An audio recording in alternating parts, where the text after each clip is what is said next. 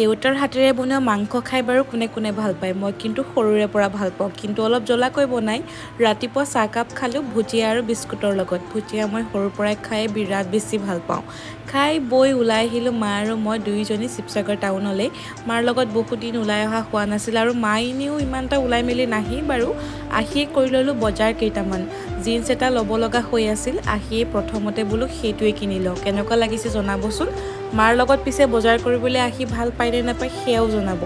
তাৰপিছতে গ'লোঁ মাৰ কামত বেংকলৈ বুলি। বেংকত যোৱাৰ মানে গম পায়েই গোটেই দিনটো লাগি যায় তাত। বহুত সময় গ'ল, 2-3 ঘণ্টামান গুচি গ'ল। বেংকৰ পৰা ওলাই আহি দেখোঁ শিৱসাগৰত আকৌ বৰষুণ। তাৰ মানে গম পালেই নহয় মই ওলাই আহিলে বৰষুণ জাকো ওলাই আহে। ঘৰ আহি পালোহি সন্ধিয়াই হ'ল আৰু এইফালে পাপাই বনাই আছে আকৌ ঢাৰি এখন আৰু এলেক্সে লগত হেল্প কৰি আছে। মই অহাৰ পাছত আকৌ সি মোৰ লগত লাগি গ'ল। আহোঁতে মাটন লৈ আনিছিলোঁ আৰু আহিয়ে কৈছোঁ যে মাটন আজি